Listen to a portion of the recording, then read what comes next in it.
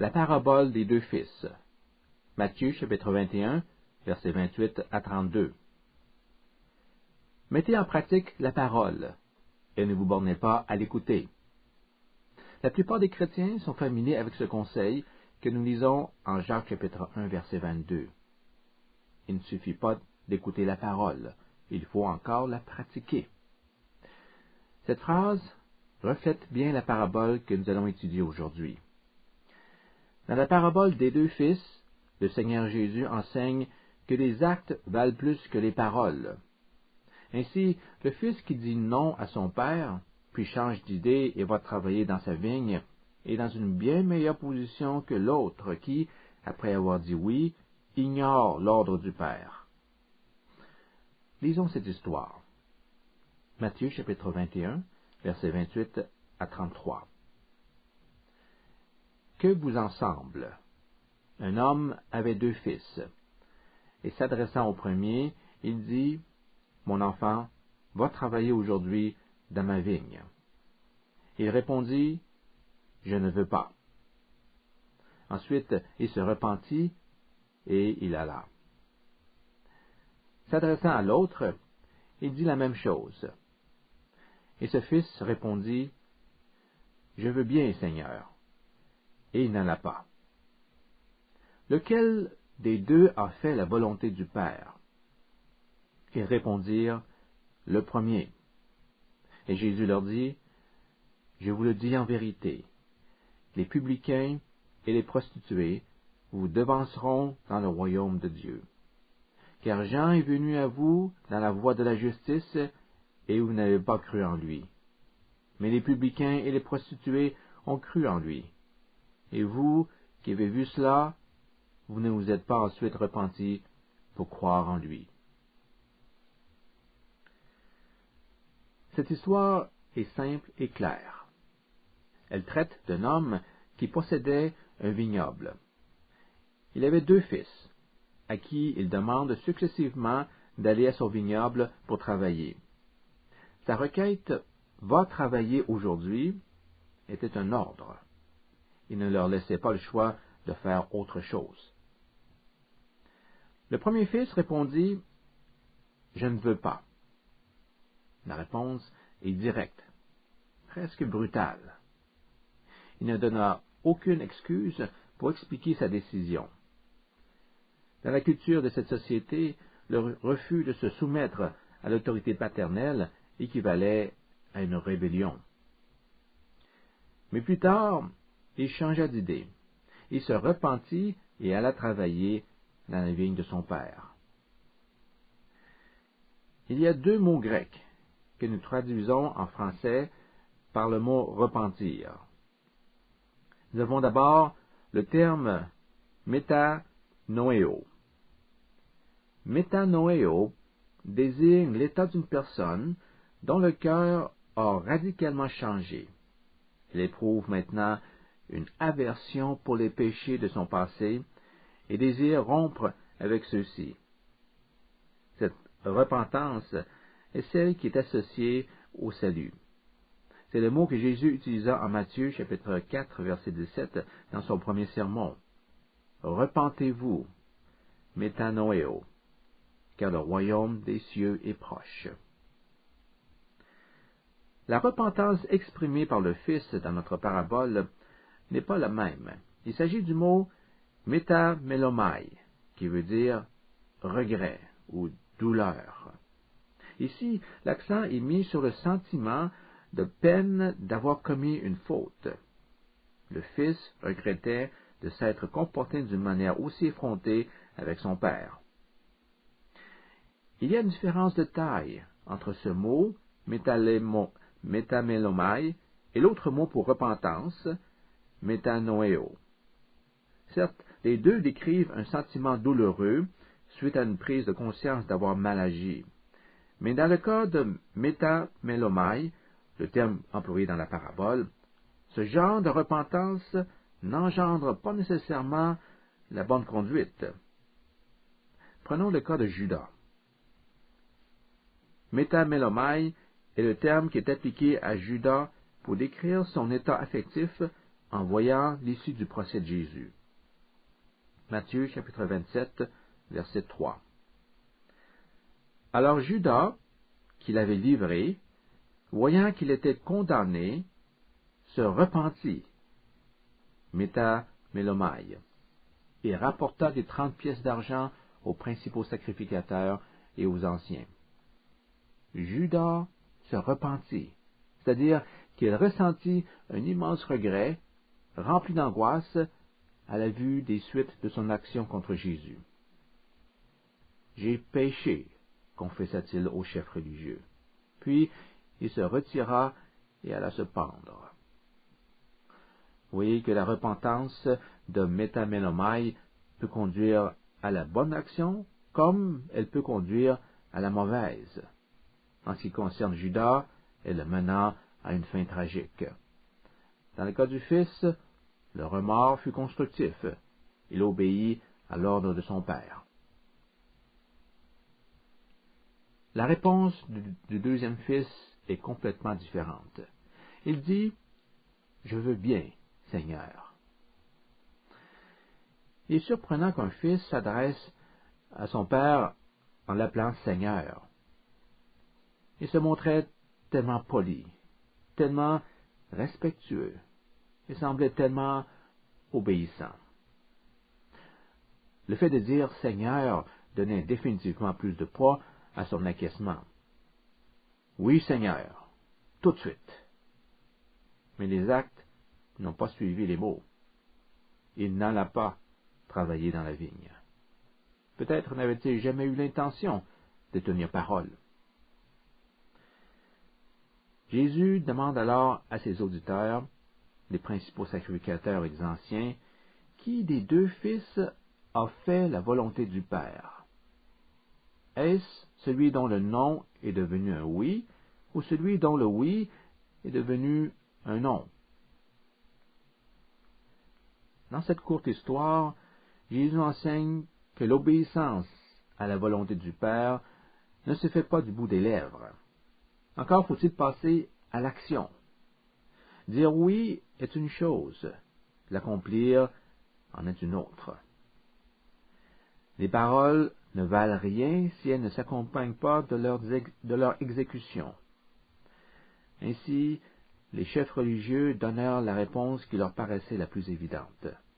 Le Fils obéissant est celui qui s'est rendu dans la vigne, et non pas celui qui a dit oui, mais n'y est pas allé. Cette réponse est tout à fait juste. Jésus explique alors la parabole à ses auditeurs. Et une grande surprise les attendait. En vérité, je vous le dis, les publicains et les prostituées arrivent avant vous au royaume de Dieu. Par cette phrase fracassante, le Seigneur déclare que les responsables juifs sont à l'image du deuxième fils qui semblait si empressé d'obéir, mais résista de fait à la volonté paternelle. Ils ont accepté la loi de Dieu, et ils ont consacré toute leur vie à s'y plier.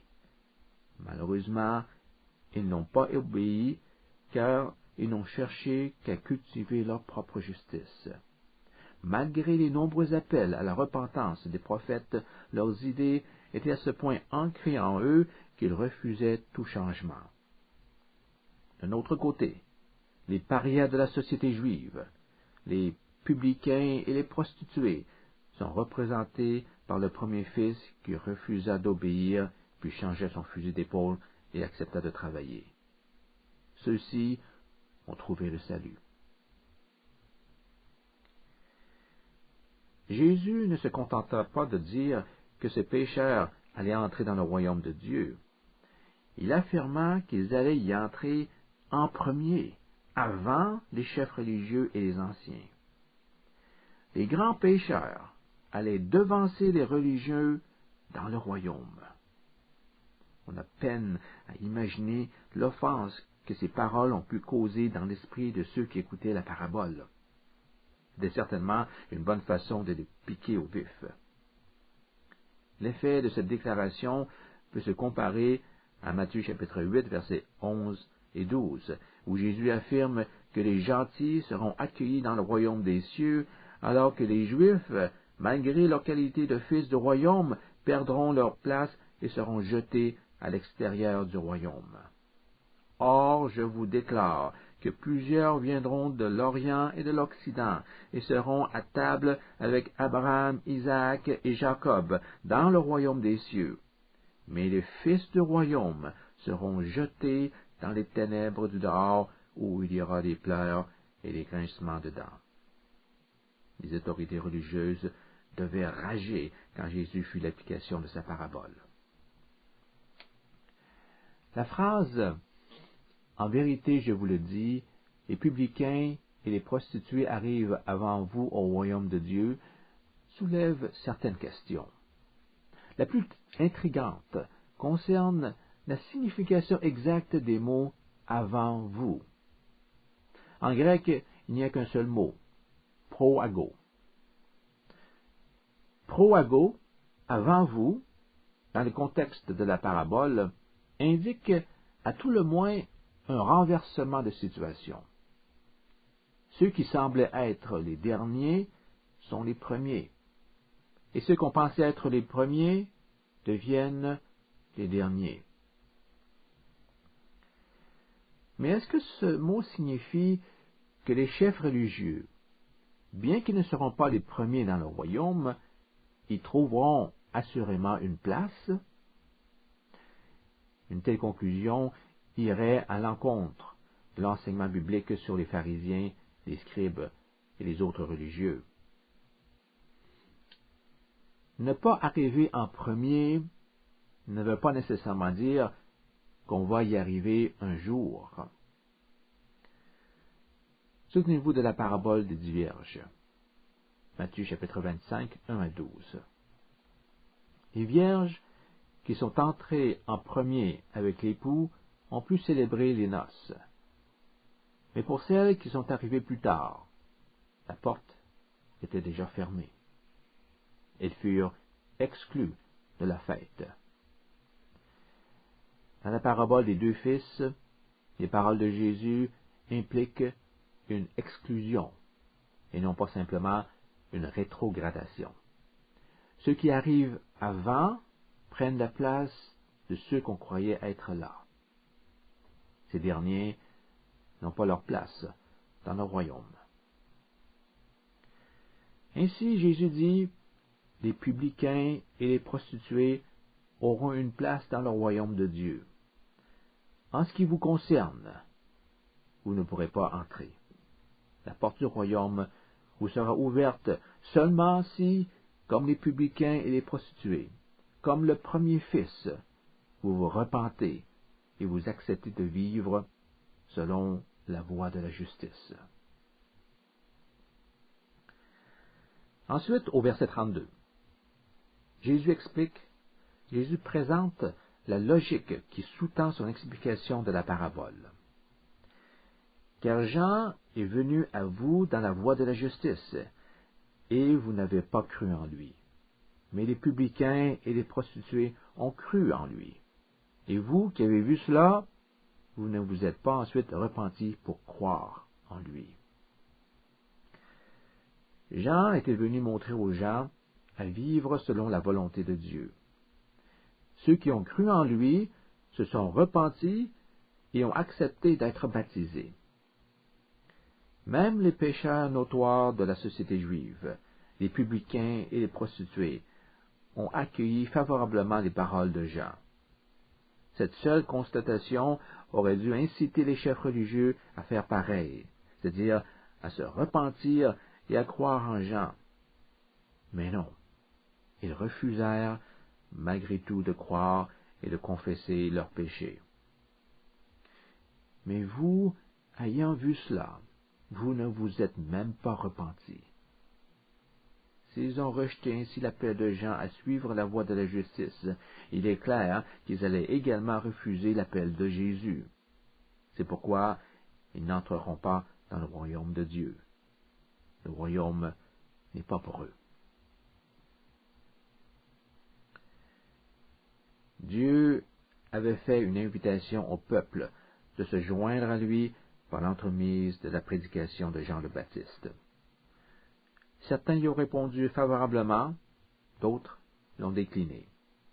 Dans un sens, cette parabole concerne l'appel de Dieu, l'invitation que Dieu nous fait pour entrer dans son royaume. En quoi consiste l'appel de Dieu? Dans les Écritures, l'appel divin se fait entendre lorsque vous prenez connaissance de la parole de Dieu. Ainsi, en ce moment, en lisant cette leçon ou en l'écoutant, Dieu vous appelle. Si vous n'êtes pas chrétien, sachez que la parole de Dieu s'adresse à vous personnellement pour vous appeler au salut. Pour quelle raison peut-on dire que la parole de Dieu constitue en soi un appel? Parce que la parole de Dieu demande toujours une raison, une réponse qui vient nécessairement bouleverser la vie de l'appelé. Lorsque la voix de Dieu se fit entendre aux oreilles d'Ésaïe, il s'agissait d'un appel à la vocation de prophète. Et j'entendis la voix du Seigneur qui disait, « Qui enverrai-je? Et qui ira pour nous? » Et je dis, « Me voici, envoie-moi. » Ésaïe chapitre 6, verset 8. Cet appel exigeait une réponse qui allait affecter tous les aspects de la vie d'Ésaïe. Notez que plusieurs livres prophétiques débutent avec la formule suivante. La parole de l'Éternel fut adressée à tel ou tel individu, à Osée, à Joël, à Michée, à Sophonie. La parole de Dieu s'adressait spécifiquement à eux. Ces hommes sont devenus des prophètes, car la parole de Dieu leur a été communiquée et ils ont répondu résolument à son appel. C'est aussi de cette manière que nous devenons chrétiens dans le Nouveau Testament, c'est-à-dire que la parole de Dieu vient à nous et nous nous disons oui au Seigneur. L'ignorer signifie que nous disons non à Dieu et conséquemment nous nous excluons de son royaume. L'appel de Dieu n'est pas uniquement un appel au salut, c'est aussi un appel au service. Dans la parabole, le Père dit à chacun de ses fils, « Mon enfant, va aujourd'hui travailler dans ma vigne. » La vigne symbolise bien sûr le royaume de Dieu. Soyez au service de Dieu. Travaillez de tout cœur dans son royaume. On ne répond pas à l'appel de Dieu simplement en levant la main pour professer sa profession en Christ. Cela ne fait pas automatiquement de vous un chrétien. Un vrai disciple vit son appel en se mettant au service de son maître. Il travaille sans réserve selon la vocation qui lui a été assignée. Il est important de souligner l'aspect de l'accomplissement lorsque Dieu nous appelle. Être à l'écoute de l'appel de Dieu ne suffit pas plus que le désir de savoir. Il faut vouloir passer à l'action. C'est en vain que nous entendrons la parole divine si rien n'est fait pour la mettre en pratique. L'accomplissement de la volonté de Dieu est une exigence implicite de l'appel de Dieu. Selon la parabole, les chefs religieux n'ont pas fait la volonté de Dieu, puisqu'ils sont représentés par le Fils qui disait oui sans faire la volonté de son Père. Personnellement, cette comparaison m'intrigue. Et je me demande si vous vous êtes déjà posé cette question. Ces chefs religieux, pensaient-ils vraiment qu'ils ne faisaient pas la volonté de Dieu? Ont-ils dit à Dieu, « Oui, Seigneur », sans aucune intention de donner suite à leur engagement? En d'autres mots, ont-ils délibérément désobéi? Je ne pense pas. Je crois au contraire qu'ils avaient un ardent désir de mettre en pratique les ordonnances de Dieu. En fait, s'ils étaient si convaincus d'entrer dans le royaume de Dieu, c'était bien parce qu'ils se considéraient comme particulièrement obéissants. Pourrait-on les blâmer d'avoir une telle croyance? Lorsqu'on étudie la vie des pharisiens, on se rend vite compte qu'ils ne manquaient pas de zèle. Ils travaillaient très fort à se soumettre à la loi de Dieu. Ils insistaient sur une observation scrupuleuse de la loi au point qu'ils évitaient tout contact avec ceux qui ne s'y conformaient pas, de peur d'être à leur tour moralement salis. Et pourtant, Jésus les compare au Fils qui n'a pas fait la volonté de son Père. Si leur faute ne concernait pas leur dévouement à la loi, il faudra trouver une autre raison pour expliquer ce qui incita Jésus à les accuser de désobéissance. Qu'est-ce qui leur faisait défaut? Je pense que nous pouvons présenter la situation sous cet angle. Comment peut-on dire oui à Dieu et que ce oui devienne un non? Comment peut-on accepter de servir Dieu, mais que cet engagement devienne une désobéissance? Oui, Seigneur, dit le Fils dans l'histoire. Le mot Seigneur est la traduction du mot grec kurios. Sa présence dans le texte de la parabole n'est pas sans intérêt. C'est le même titre que nous trouvons en Matthieu chapitre 7, verset 21, où Jésus dit « Ce ne sont pas tous ceux qui me disent « Seigneur, Seigneur » qui entreront dans le royaume des cieux, mais celui qui fait la volonté de mon Père qui est dans les cieux. » Seigneur, Seigneur, kurios, kurios. Il ne suffit pas de dire « Oui, Seigneur ». Pour entrer dans le royaume des cieux, vous devez faire la volonté du Père. Est-ce que cet énoncé vous rappelle quelque chose? En effet, c'est exactement le point que Jésus a voulu soulever dans la parabole des deux fils. Lequel des fils a obéi au Père? Demanda Jésus. C'est celui qui a d'abord dit non, mais qui a changé d'idée et est allé travailler. Il a éventuellement obéi. Il alla au vignoble. Il a fait la volonté de son Père. Remarquez à nouveau qu'en Marc chapitre 7, en Matthieu chapitre 7, la sincérité de ceux qui appelaient Jésus Seigneur, Seigneur n'est pas en cause. Ils désiraient sincèrement prêcher Jésus-Christ. Toutefois, cela ne leur permettra pas d'être admis dans le royaume, car ils ont omis la seule chose indispensable, une fidèle obéissance à la volonté de Dieu. Je répète à nouveau ma question. Comment un oui pour Dieu peut-il se transformer en un non? Comment peut-on désirer sincèrement servir le Seigneur et en même temps lui désobéir? J'aimerais suggérer ces deux possibilités. Premièrement, une personne peut se donner l'impression qu'en disant oui à Dieu, il a déjà accompli sa volonté. Par exemple, il peut avoir dit oui à une retraite spirituelle, lors d'un appel à servir Dieu ou à reconsacrer sa vie au Seigneur. Le oui en parole n'est toutefois pas appuyé par les actions nécessaires. La vie continue comme avant, mais avec le faux sentiment d'avoir fait la volonté de Dieu. Les pharisiens et les scribes pensaient sans doute qu'en acceptant toute la loi de Dieu et par leurs bonnes intentions de s'y soumettre, ils avaient accompli la volonté de Dieu. Le deuxième fils, dans la parabole, croyait peut-être qu'en disant oui à son père, il avait satisfait sa demande et que rien de plus ne lui était demandé. Puisque le père était content de sa réponse, qu'il aille au vignoble ou non, importait peu.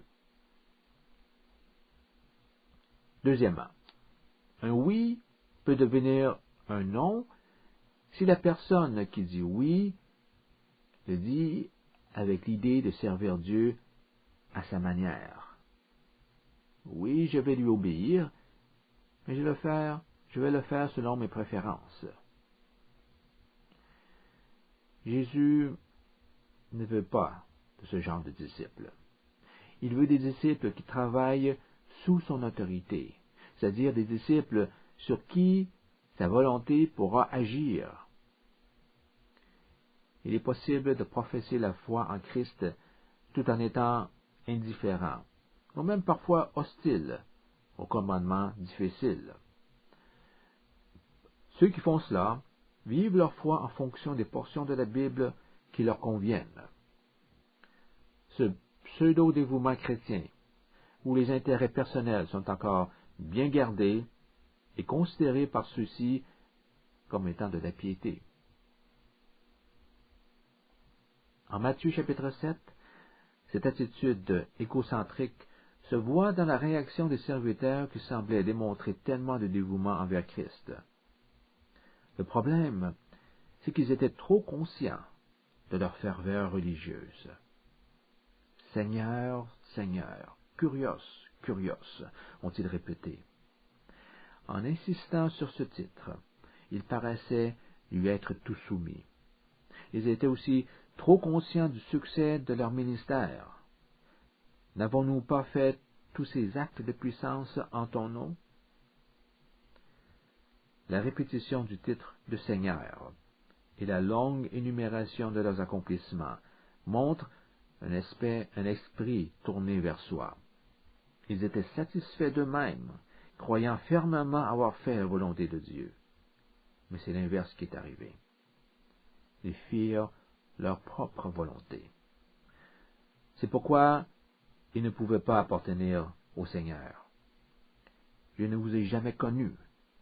Allez-vous-en, leur dit Jésus. Ils pensaient connaître Jésus, mais ils ne lui ont jamais donné la possibilité de les connaître, car leur attention était fixée sur leur propre personne.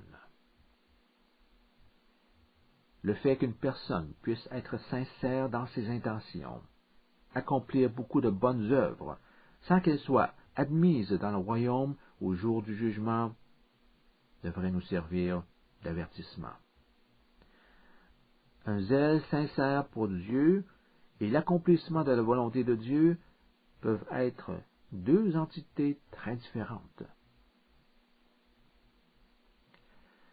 Vous savez, il est intéressant d'observer que ceux à qui Dieu dit « allez » et qui obéissent à cette ordonnance, Dieu leur dira un jour « venez ».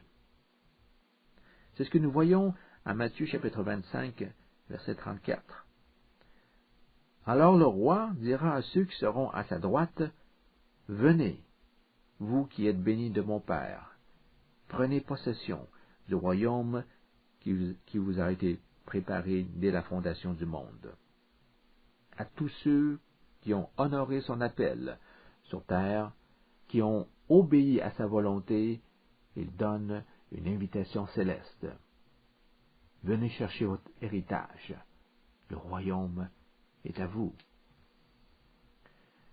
De notre côté, ceux à qui Dieu dit « allez », mais qui n'y vont pas, Dieu leur dira « allez » une seconde et dernière fois.